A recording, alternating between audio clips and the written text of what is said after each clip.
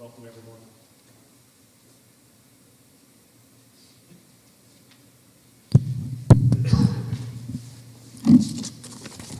Welcome, everyone. The first item on the agenda is for the board to hold a project and second preliminary hearing on the proposed construction project. My name is Shane Steimel, and I serve as the president of the school board. We now will take roll call of the Western Boone County Community School Corporation Board of Trustees in attendance. Rick Davis. Here. Phil Foster. Here. Brian Gott. Here. Mike Martin. Here. Dennis Reagan. Present. Melissa Smith. Here. Thank you all. At this time, I'd like to introduce those advisors participating in tonight's hearing. Mr. Kent Franson, school attorney. Mr. Jeremy Ogle, architect with Moak Park Group. Mr. Charlie Galt, senior project manager for Tecton. Mr. Mike Roberts, president and COO of Tecton Construction Management. And Ms. Belvia Gray, principal and municipal advisor with Baker & Tilly. Due to COVID-19 restrictions, we have individuals in attendance here at Western Boone Junior Senior High School, as well as virtually via youtube.com and the Weibo TV, RTV channel. After a presentation by the administration and its advisors, there will be an opportunity for the public to make comments about the project. We will ask that each person limit their comments to 3 minutes or less, and that the topic be limited to the proposed project under construction. If you're attending in person and interested in speaking at the hearing, please make sure you have signed the sign-in sheet at the back of the room, which should include your name and address. Those attending virtually may provide public comments by calling 765-485-2424. And we'll give that number again later. But callers will be placed on hold while waiting to speak. And if callers get a busy signal while calling, they should wait for a few moments and call again. We'd like to thank everyone for their understanding and patience with the dual format. The notice of the preliminary determination hearing was published as legally required on November 24th, 2020 in the Lebanon Reporter. The first preliminary determination hearing was held on December 7th, 2020. And at this time, I will ask that Mr. Kent Franson, school attorney, explain the purpose of this hearing. Good evening. My name is Kent Franson, and it's my privilege to be the attorney for the Western Boone Schools. Pursuant to Indiana Code, before a school corporation may spend more than $1 million to build, repair, or alter a school building that will be financed by a lease or by bonds, it must hold a public hearing at which explanation of the potential value of the project of the school community and corporation are given. Similarly, pursuant to another section of the Indiana Code, a school corporation must hold 2 public hearings and adopt a resolution to preliminarily determine to issue bonds or enter into a lease for a project, which has a total project cost in excess of a non-controlled project, and this project would meet that threshold. These public hearings, the first of which was last Monday and the second of which is tonight, and the adoption of resolutions are the very beginning of the legal process. These resolutions establish the maximum financial terms for the proposed project. And at the board meeting later this evening, if the board is so inclined, we'll present the resolutions that need to be adopted to move this forward to the next step. Thank you, Mr. Chairman. Thank you. We will now hear from Rob Ramey, superintendent, about the process of determining and communicating the project to the community and the need for the project. All right, good evening.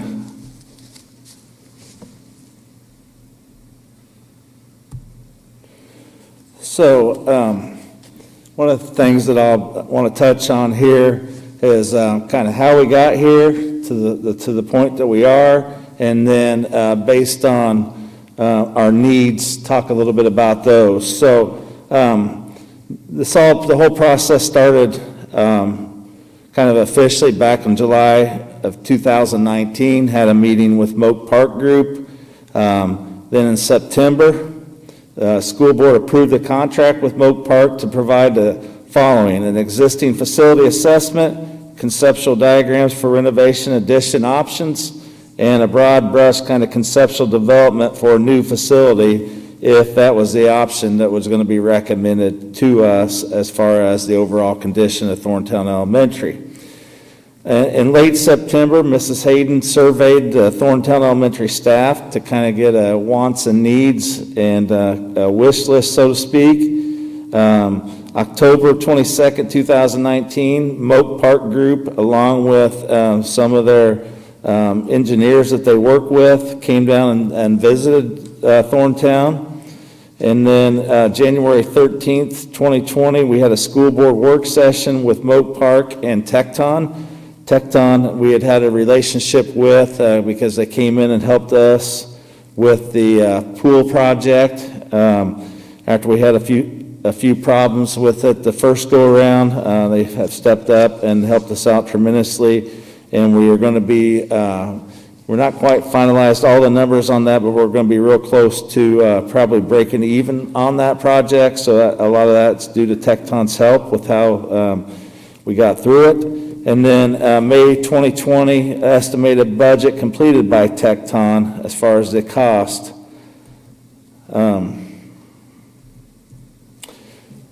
June 22nd, 2020, school board work session with both Moak Park and Tecton. August 31st, a school board work session without those two present, just to discuss the needs and how we should proceed. October 11th, school board approved the contract with Moak Park to provide a partial schematic plan design, develop presentation materials, participate in meetings and/or hearings, and coordinate with Tecton in the schematic development of a cost estimate. I should say that the plan design that you see tonight, it is not set in stone. We're still going to have some discussions to try to figure out the best options. But I will say that the square footage that's been presented is accurate, and that is what we're using to base cost estimates from Tecton. So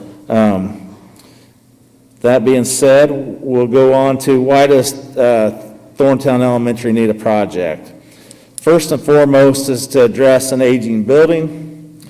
Second, address space and site concerns. Third, address 21st century learning needs. And then last, invest in the community, continued commitment to not only Western Boone County Community Schools, but also the Thorntown proper within the town limits up there and the north side of the county. Aging building. We have mechanical, electrical, and plumbing concerns that we need to address, ADA compliance, and exterior issues or concerns that Jeremy from Moak Park will talk about here in a minute. I keep hitting the wrong button. Space concerns. Additional classrooms are needed. Right now, we have enough, and I'll show you here in a minute with the slides, we have enough for current needs. We only have 2 sections in first grade and fourth grade. Part of the reason for that is, quite honestly, we have kids that didn't come this year due to the pandemic, and they are either at home through a homeschool or through a true virtual school. If they would have all been here, we could be dealing with trying to find space in areas that are not made to be classrooms. Next is service providers, occupational therapy, physical therapy, speech, Inwell, which the corporation has a contract to provide counseling and therapy to our students, a special ed consultant, and our mentor group. Oftentimes it's difficult to find space. Pre-pandemic, if you walk through the hallways and the larger spaces like gym and cafeteria and others, you may see them set up and working in those areas. Additional office space for the school resource officer. Right now, he's working out of a records room in the main office at Thorntown. Cafeteria, it was redone here recently. However, there continues to be a need for more space in there, so we have some plans to address that with the current space. Teacher lunchroom, teacher workroom are all in a multi-purpose room. That was originally a multi-purpose room, but now it's kind of a catch-all. And then the wall divides, and then it's our Title I, or our learning lab area in that area. So a need for that. Special education, just a general testing area, and regulation space to get kids calmed down when needed. And then just overall storage area. There's not a lot, and that's where the multi-purpose room kind of, if you looked in there, there's tables, chairs. Part of the problem, you'll read through the issues or concerns from teachers, is that plug-ins. Well, the multi-purpose room wasn't built to have copiers and refrigerators and microwaves and everything else that comes along with that. So, electrically, it's not built to withstand some of the pressure, I guess, for those areas. Current 2021, you can see here the numbers mark the grade level in those rooms. Currently, due to the pandemic and social distancing requirements, the room across from the lunchroom is being utilized as an overflow. But if we would have had a first or fourth, then they would have been in that room, and then the overflow would have gone to probably the gym. And then if you're in the gym eating, then you're looking at issues with PE and art, especially those two specials. So that gives kind of an idea of per section per grade level. Here's kind of our guidelines for determining that. First grade right now sitting at 56. So that would be a concern as we move forward. They're not very many away from where we would have to maybe make that decision. And again, this isn't an ideal world, all things equal. There are some factors that may prevent us from meeting these guidelines each year, but for the most part, these are what we try to adhere to. Demographic study, Thorntown this year is in the green. The survey or the study was done last year, and we were at 464. He projected we'd be at 449, and we're at 420 again in a pandemic year. 420 is not where, we should be higher than that, and just based on the numbers that we have at home. And then obviously next year 446, and then you can see the numbers based on the grade levels, kind of the telltale sign of what we're having to deal with as far as classroom space. Site concerns, traffic, the front entrance, the bus pickup, drop-off areas, walkers, car riders, you name it, it's all coming into one spot basically. And I, for one, don't want to be the one that has to take responsibility and say, well, we haven't had anything yet, because it takes one time for something to happen with a student walking between buses, and then it's too late. So I want to be proactive rather than reactive with that situation. And then just the overall playground, updating it, and also providing for a playground for smaller students, pre-K, similar to what Granville Wells has off of their pre-K rooms. So those are some of the site concerns there, with traffic being the number one. Last, as far as investment in the community, our goal is to retain and attract families and staff members to Western Boone. We all know what goes on here, and we're all proud of it. And, there's nothing that makes me prouder to be able to hire in students that went here and they're bringing their families back here. And, you know, we want them to be able to say, you know, we send our kids to Western Boone schools, and this is what they offer. And one of them is that although we're not asking for Taj Mahal, we're not asking for, you know, facilities that are unnecessary as far as expense-wise, we do feel like that it does help in attracting families and staff members. Staff members this day and age is just about as important as families in general. It's a very, very competitive market in regards to hiring and retaining teachers. Schools are the hub and source of pride for our community. Our schools are our community, and our community has always valued that and always been proud of the work that takes place in our schools and how our students leave Western Boone as a senior and what they're able to do as far as contributing to society. So the whole goal is just to continue to provide those opportunities for our students. We're a relatively small district, but we still take pride in what we are able to provide when they are here. And then, last but not least, extend the life of the existing facility. The original building is 1951. Both the architects and Tecton believe that the building's in great condition and that a little bit of work put into it would be good for another 30 to 40 years. And, you know, that's the goal here. A new facility would be somewhere over $30 million, and we don't think that that's necessary for Thorntown Elementary. And then last but not least, 21st century learning.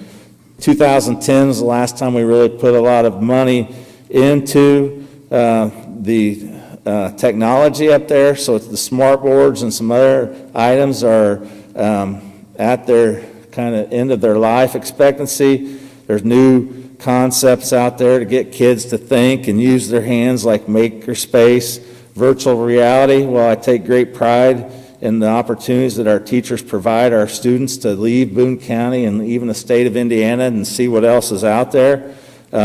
Some are still not going to be able to, but virtual reality, it just continues to get better and better. And, you know, if they can be as if they're at the Eiffel Tower in Paris, France, then that gives them that reality and hopefully makes them excited, makes them think, well, maybe someday I'll go to Paris, or even just learn more about the country, or, you know, it runs a whole gamut there.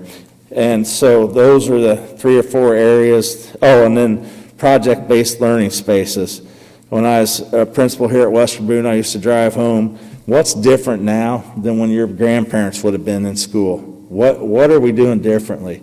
And just that whole mindset that we know so much more of how students learn and how students succeed.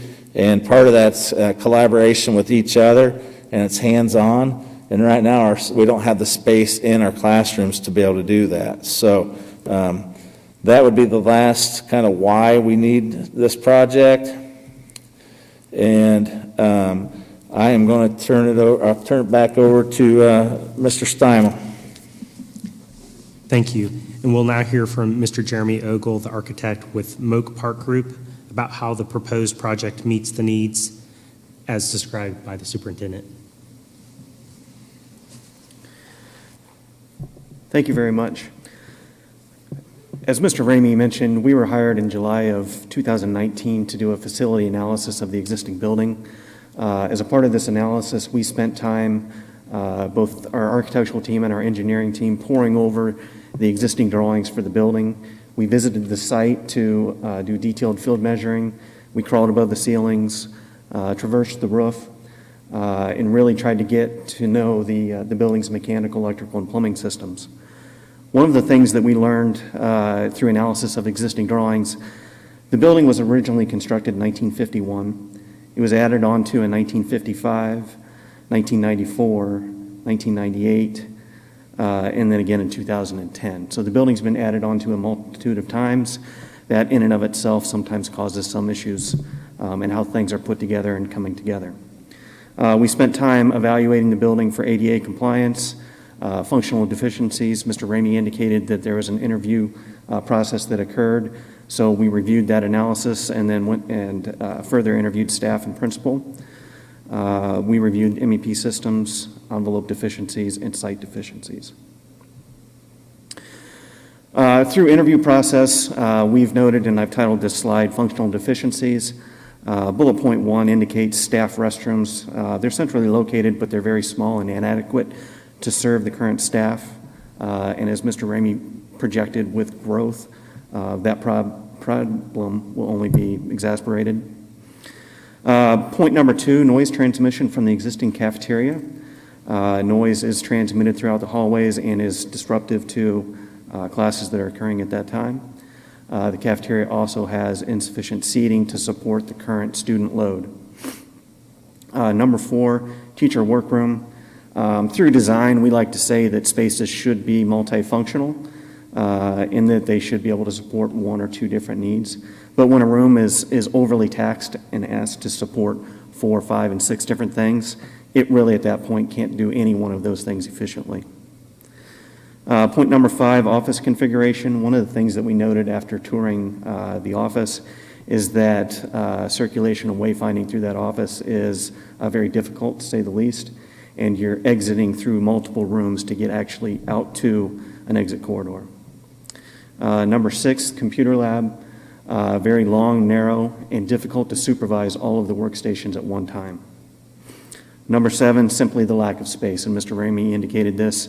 Part of the educational goal for this is to provide 3 sections for each grade level. The building currently cannot do that. ADA and code compliance. One of the things that we noted, point number 1, the special needs classrooms are on a lower level. So those students are actually asked to traverse down a wheelchair lift or a set of stairs to access those rooms. Number 2, the stage is not accessible. It does not have a ramp accessing that. Number 3, the art room, similar to the special needs, is also on a lower level, so students are asked to traverse stairs and or a wheelchair lift to access. Number 4, non-ADA alcoves. What this simply means is that the door is too tight for a wheelchair-bound person or a person in a walker to access that space according to current code for accessibility. Number 5, there is a second floor for the facility, but it's only accessed via a set of stairs, so it does not have an elevator or a lift access to that. Number 6, a dead-end corridor. What I mean by this is that each and every occupant within a facility should have access to 2 means of egress. A dead-end corridor means that those doors swing in the wrong direction. Number 7, and I mentioned this with the office, exiting through intervening rooms. By code, you can only exit through so much intervening space, and it's limited to a travel distance. This facility in multiple locations exceeds that travel distance. Just some visual examples of ADA code compliance. You can see the 2 circles with a slash through it. That indicates that a person in a wheelchair cannot physically approach that door, unlatch the door, pull it back towards them in a clear and compliant manner. The check mark, that does indicate that those doors have the space adjacent to the door for a person in a wheelchair to approach and then properly enter that space. Site concerns. Mr. Ramey indicated that there is congested bus drop-off and pickup. What we were physically able to witness is that you do have walkers exiting through what I'm calling point number 1 there, moving between buses and then out to their homes. Point 2 is just indicating the current car rider drop-off and pickup. Number 3, we noted the existing playground is surrounded by a concrete curb that's approximately 8 to 9 inches in height. So a kid that's on a swing or a slide or something like that could collide with that curb. Number 4, sidewalk slope and ADA ramp. We just noted that at that point, and this would be for the car riders trying to get out to their vehicles, that they don't have a compliant, accessible path to get out to those cars. And number 5, insufficient parking. We've noted and through interview learned that In the event that there's a special activity that occurs in the evening, folks are often parking and using on-street parking. So you have a multitude of folks that are walking along the streets and sidewalks trying to access the facility. Building envelope. One of the things that as our team moved about the building and was just evaluating how things were functioning, we did look at the existing envelope systems. Number one, EFIS, which is an exterior finishing insulation system. This system, we noted, has water entrapped within it, and that's noted and evidenced by some molding and discoloration that appears on the outside of the building.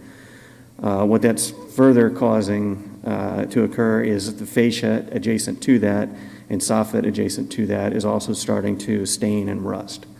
If that water doesn't have the ability to exit that envelope system, you're just going to wind up with further issues, something that should be addressed as a part of a renovation. Again, with building envelope, we analyzed the existing masonry systems. It's a 1951 building, so brick by its nature will absorb some amount of water, but we've noticed that the brick is starting to spall off. There's cracking that's occurring. One of the things that we would recommend is that masonry tuck pointing occur. It's going to help seal up the exterior masonry envelope. I indicated that we did indeed walk the roof. It had not rained the day of our visit or the day prior, but the areas in blue that you see on this roof plan indicate where water was ponding on that roof. As part of a renovation, that would be something that we would want to take a look at.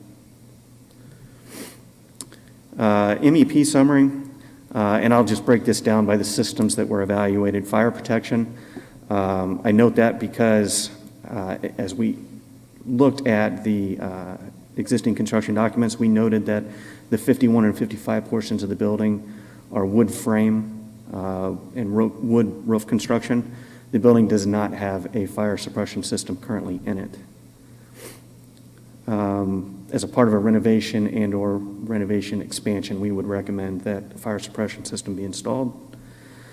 Analysis of the existing plumbing systems, we really felt that they were in pretty decent shape. We would recommend that existing fixtures be replaced and be outfitted with automatic flush valves so that we can be very conscious of our water conservation. Electrical service. The current service is adequate to support the facility and it's adequate to support a renovation. The problem with the current service is that the distribution is overly taxed right now. So for us to add a panel or to support a building addition, we don't have that ability. So we would recommend that the distribution system be upgraded.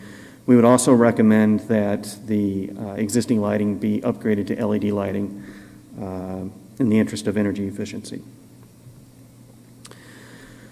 Mechanical summary. The existing system utilizes split DX fan coils and outdoor heat pumps. It's a system that is past its useful life. I will indicate that the maintenance staff has done a phenomenal job of maintaining the facility. However, they spend an exorbitant amount of time trying to maintain and keep this system up and functioning. As a part of a renovation and or renovation expansion, we would recommend that a new 4-pipe system be installed. This 4-pipe system would consist of new boilers and a chiller, and it would have unit ventilators within each classroom that would be ducted. So it's not like the unit ventilators of old when it was just a fan beneath a window that would blow and you would hope that that heat would migrate to all corners of the room. This would actually be ducted through the ceiling and then have effective air distribution. Mr. Ramey indicated that through our contract, we did do analysis of the building. But the other things that we did is we studied how would you add on to the building, and by chance, what would it look like if we were to replace the building with a new facility? I think it goes without saying that we would not recommend replacement of this facility. The bones are just far too good. The building has outstanding potential, and they have done an excellent job of maintaining it. So the sketches that you see at the top of the slide indicate that we've put together over roughly a year's worth of time a multitude of options, reviewed that with administration and staff, And we think that we've arrived at a direction that would fit the needs, the educational needs as outlined by Mr. Ramey. So this is the existing site plan and the existing building footprint. The building is approximately 68,000 square foot at present. In analyzing the existing site utility, we tried to outline areas that we could, one, add on to the building, and two, support the educational need that Mr. Ramey indicated. So we've indicated 5 different locations for smaller building additions. Point number A, administrative addition. We're promoting that the office area be moved so that we can eliminate some of the congestion and traffic flow issues that currently exist within that, and provide a new secure entry to the building on the west side. Point B, kindergarten addition. So adjacent to the existing kindergarten classrooms, we would add 2 new existing kindergarten classrooms. Point number C, special needs addition. This would be built adjacent to where special needs currently sits, but it would be built at grade level and equal to the same floor elevation as the rest of the school. Point D, classroom additions, and we've indicated these at the upper left and the upper right. This would be 4 new classroom additions to support, again, the 3 sections per grade level. And then E and F indicate areas of interior renovation within the building. Area E would be an area that we would classify as heavier renovation, and this would be space built out to house those types of things that Mr. Ramey discussed, maker space, virtual reality lab, additional classroom space, etc. And then light renovation, this would simply be interior finish upgrades, technology upgrades, and lighting upgrades to existing classrooms. Those spaces would remain as existing classrooms. Site development, what I would like to highlight with this, to the west of the building, we're showing a new parking lot that would house roughly 75 cars. We did indicate that there was a parking deficiency, so this would be additional parking spaces above and beyond what's currently in the east parking lot. This would also serve as bus pickup and drop-off, so we're now separating bus traffic from walkers from car riders. We would relocate the existing playground. We would also relocate the existing basketball courts. And the hard surface that is to the north of the building today would be infilled with grassy areas and sidewalk just to access the north side of that. And with that, I will turn this over to members of Tecton to review costs that they have put together and estimated for this project. Thank you. So we will next hear from Mr. Charlie Galt, Senior Project Manager with Tecton. Thank you. Glad to be here this evening. So what we've done is we've looked at the design, the preliminary design that Moak Park has come up with, and we've met with the administration and staff and went through, the needs and the wants and what that, maybe some of the things that Jeremy didn't speak about that we're going to include with this is new HVAC for the entire building, a new sprinkler system for the entire building. So as I go through here and talk about heavy renovation, light renovation, that HVAC work and sprinkler work is throughout the building. So as we look at the administration building, we put a budget there of 1.674 to 1.724, and it's kind of a range there. Again, it's a preliminary budget, but it's a budget that we feel we can work towards, and we will work towards, as so we'll stay involved in the entire process. As Rob said, everything's not set in stone, but part of our job as we move forward is if there are changes that we price those changes, and we make sure that we keep this in the budget where the approved budget where we need to be. So, the administration building, that's Section A. And so that would be kind of a block and brick structure to match the rest of the building. And there's a couple of new restrooms in that area, a couple of classrooms would be a new structure. The same with Section B, the kindergarten area. That's a new area, restrooms, and same with C and D. I won't spend too much time on those, but new construction there. So in the area E, heavy renovation, there'll be a lot of demo there, tearing out walls. There's an upstairs in that area. That'll come down. There's 2 new restrooms in that area. So we consider that area heavy renovation, the budget of 2.394 to 2.469. The light renovation areas, those areas basically stay as they are. All the walls, everything will go in. With the new HVAC system, it'll be a 4-pipe system, so the ceilings will come down. That'll allow us to get the new sprinklers in, and then new paint, new ceilings, and then we'll walk away. The site improvements, parking lot on the west side, that'll be the main entrance into the building there at the administration. We'll have a new water line, main coming into the building from the west. That'll be for the sprinkler system. And then site work on the south side with the playground, and filling in the front area on the north, getting rid of that driveway and redoing the landscaping up there.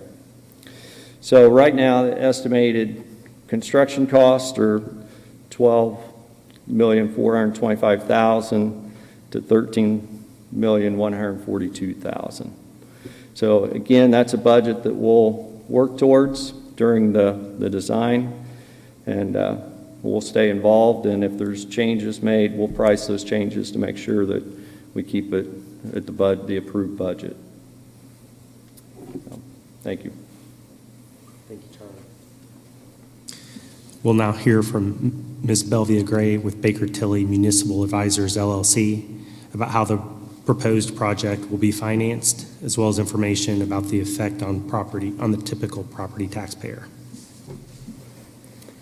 Hi, good evening. So taking the information that was just shared, there's the total hard and soft construction costs come to a total borrowing amount of $16.5 million. So that's the amount of the proposed borrowing if the school board decides to move forward this evening. I don't know if you... and this just shows the tentative timeline of the proposed project here, with completion in July of 2024. Okay, so one thing before I get into my numbers is, as a part of this hearing, there were certain financial debt pieces of information, other financial metrics that were required to be prepared as a part of this presentation. And so that information has been provided to the school corporation. It's included within the legal resolutions that will be, that are up for being approved this evening. And so if any members of the public want to request that information, they can do so by reaching out to the school district. So this first slide here just shows the school corporation's current existing debt payments. And you can see that we have some downward sloping debt structure with all of the school corporation's debt fully repaid by 2030. The proposed borrowing is $16.5 million, as I mentioned, and we're currently looking at an estimated repayment term of just over 17 years. The maximum repayment term within Indiana is 20 years, so we're looking at a repayment of less than that. And we've included maximum parameters for inclusion in putting together the numbers that we have here this evening. So current interest rates are roughly 2.5% lower. They're at the 2% range or so for a 20-year borrowing, so even less than that for a 17-year. So that information is contained on this slide. The most important takeaway is that we are planning to structure this proposed borrowing with an increase in tax rate of 5 cents. So that's, and you'll see that on the next slide here. So the blue bars represent the school corporation's current outstanding indebtedness, and then the orange bars represent the proposed borrowing. So in those earlier years, from 2023 to 2028, those are the years in which we will be managing the school corporation's overall tax rate. And this schedule here, there's a lot of information on it, but the important thing to note here is that the yellow line represents the school corporation's tax rate, and you can see that over from 2023 to 2028 that we're managing that overall rate. Part of the way that we're paying for that is represented with the blue line bar, I guess the blue line on the graph. The school corporation has an operating balance within its debt service fund, and there are certain restrictions on how much money can be held in those funds, and so the school corporation is spending down a portion of that fund in accordance with state statute. Lastly, showing the estimated taxpayer impact, looking at the median home within the school district of $173,000, the actual assessed value upon which they're paying taxes is less than that because taxpayers get certain types of, or homeowners are eligible for certain types of deductions and exemptions that other taxpayers aren't eligible for. So that $173,000 home is actually paying taxes on more like $80,000 of assessed valuation. And so on a monthly basis for the 5-cent tax impact, it's about $3.35. And translated into a yearly basis, that's $40.20. We show it on a monthly basis because oftentimes folks pay for property taxes out of their escrow payment that's bundled in with their mortgage payment. 1 acre of agricultural land, and this is based on the base rate, so it doesn't take into account productivity factors. The monthly impact is 5 cents or 60 cents annually per acre, and then per $100,000 of commercial and rental property is $4.17 monthly or $50 on an annual basis per $100,000. All right, with that, I'll turn it over to Mr. Chairman. Thank you. We will now open the public hearing. Remember, if you are in person and would like to speak, please sign in the sheet, which is located at the door, or you may call 765-485-2424 if you're participating virtually. As I mentioned earlier, we ask that you'll state your name and address, limit your comments to the proposed project and financing, keep any comments to 3 minutes, and please try to avoid being repetitive if possible. Do we have anyone on the sign-in sheet?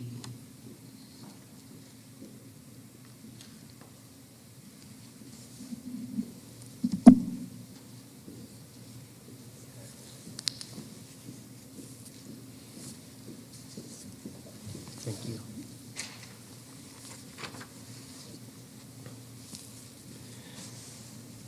Mr. Don Hildebrandt.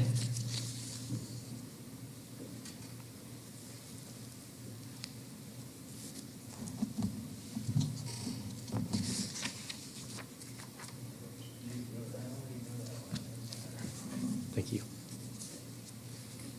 I just want to take a few minutes to give a few comments. First of all, I want to thank Rob and the team that put all this together. You guys did a great job presenting this information. It's very clear and very easy to follow. Also wanted to make sure that everybody was aware of the fact that Terry and I actually moved into this community because of Thorntown Elementary. Terry went around and toured a number of elementary schools prior to us building a house here because we wanted to make sure that kids got a good education and was going to a good school. So not just because of the school itself, because of the faculty. And as Rob mentioned earlier, the faculty continue to take great pride in what they're doing to educate our children. And in turn, I really appreciate that and continue to support that. Our son and daughter graduated from Western Boone. Both of them went on to college. Hannah went to Butler University and now is a teacher at Thorntown Elementary. She came to us prior to taking the job and she said, Dad, I can make more money at a different school, but I'd rather teach at Thorntown. And her quote, it would be my dream job. I'm like, Hannah, you should go to Thorntown then, if that's where you want to go. And she said, I'd like for my family to be raised and go to Thorntown as well. My kids to be able to have the same experience that I had through that elementary school. So I think it speaks highly, as Rob stated earlier, the fact that kids do want to come back here, they do want to support the community, and they do want to be part of this community. And I know a lot of them have mentioned today about needs versus wants. I heard a lot more needs than I did wants. I think a lot of this stuff is past due, not terribly past due, but past due and needs to be addressed. Appreciate the fact that we're getting the school up to code and that we are looking at 21st educational needs and addressing those. Also, quote that Rob said, I'd like to quote as well, being proactive as opposed to reactive is greatly appreciated, not just from the safety of the kids, but also the condition of the school. If we continue to allow the school to deteriorate and don't address it now, we're going to be replacing the school at 30-some million, I think is what I heard. I think it's just critical that we make this move now. I think the financial ask is extremely reasonable. Let you guys know that Terry and I are in full support of it, and we think it's a fantastic move, and we greatly appreciate the time and effort that's been put into this, and happy to see it moving forward. Thank you. Thank you for your input. I appreciate it. 2:05, perfect. Okay. We have no one else on the sign-up sheet currently, and no one listed online currently. So I'll make a final open opportunity for anyone in the room. And not hearing any, I will go ahead and move forward then. Again, thank you to all of you who attended and have participated in the hearing. We appreciate your time and interest in the projects and the future of our community. And please note that this is just the first step in the legal process, and the board will continue to work with the administration and its professionals to look for efficiencies to conserve tax dollars while meeting our educational needs. And I'm going to next ask Mr. Franson if he could please summarize the project resolution.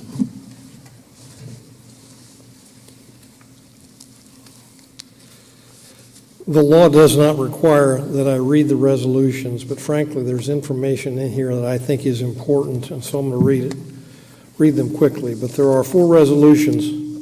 The first is called the project resolution. It states, whereas the Board of Trustees of this school district at a meeting held December 14th, 2020, held a public hearing in accordance with Indiana law for the purpose of answering questions and listening to taxpayers' comments and presenting evidence they may have about the proposed renovation and construction of improvements to Thorntown Elementary School, as well as school safety and site improvements and the purchase of equipment and technology, which is generally referred to as the project. Whereas the school board, has carefully studied all the known options and feels that the proposed project is in the best interests of the present and future students to be served by this facility. Now, therefore, be it resolved that the purpose of the project is to provide an improved educational environment for students.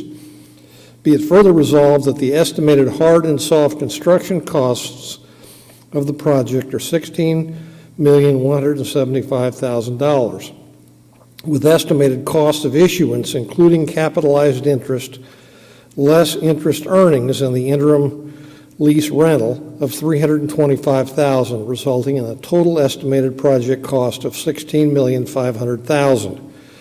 Be it further resolved that the estimated $16,500,000 will be funded by one or more of the following: operations fund, common school loan funds, general obligation bond issue, and/or a building corporation bond issue, with an anticipated impact on the debt service fund tax rate of 26.05 cents per $100 of assessed valuation, based on an estimated $681 million assessed value beginning in 2021. However, as existing obligations mature, the anticipated increase to the debt service tax rate is expected to be 5 cents. So that's the first resolution, which would be passed and adopted this 14th day of December 2020. So, Mr. Steimel, we need to ask the board if someone would make the motion, and second, if there's a motion, and we'll vote, and we'll see how it comes out. So at this time, could I have a motion and a second to adopt the project resolution?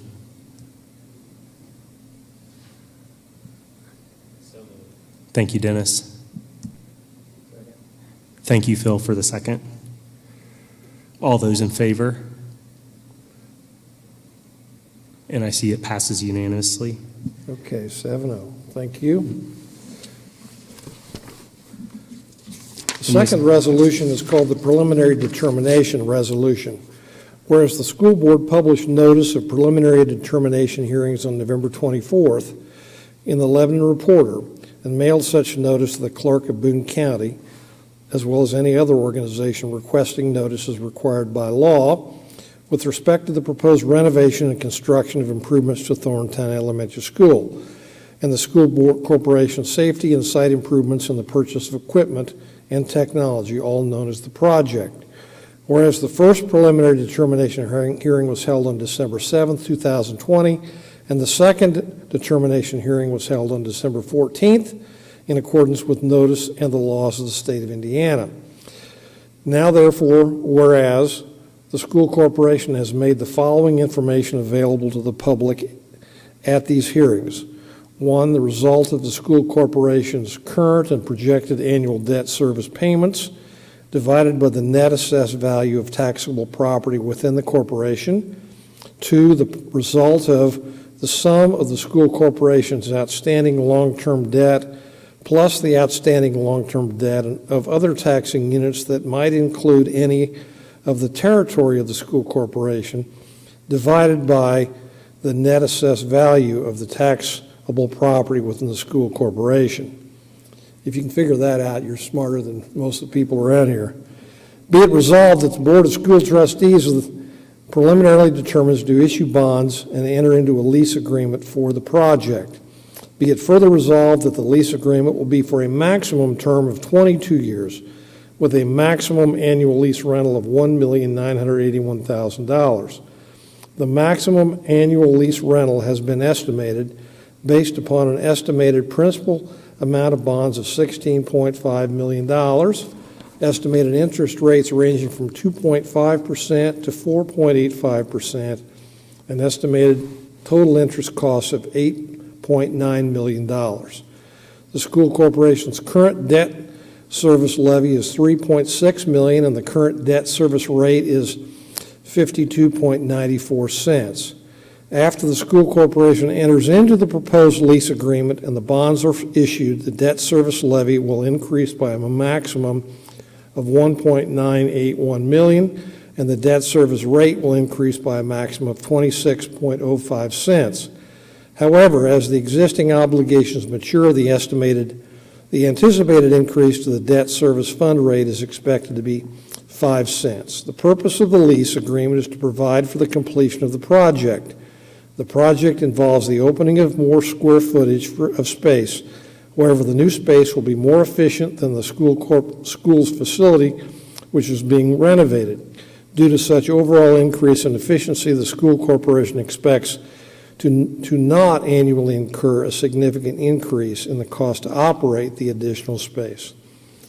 Be it further resolved that the Secretary of the Board is authorized and directed to publish the notice of adoption of this preliminary determination in accordance with Indiana law, and be it further resolved that if a valid petition filed pursuant to law is received by the school corporation, the Secretary of the Board of Trustees is authorized to submit the notice pursuant to Indiana law and any other required information to the Boone County Clerk. Passed and adopted this 14th day of December 2020. So having heard the preliminary determination resolution, I ask if we have a motion and a second to adopt that preliminary determination resolution. Thank you, Mike. Is there a second? Thank you, Rick. All those in favor? And it is unanimous. Okay, thank you. Thank you.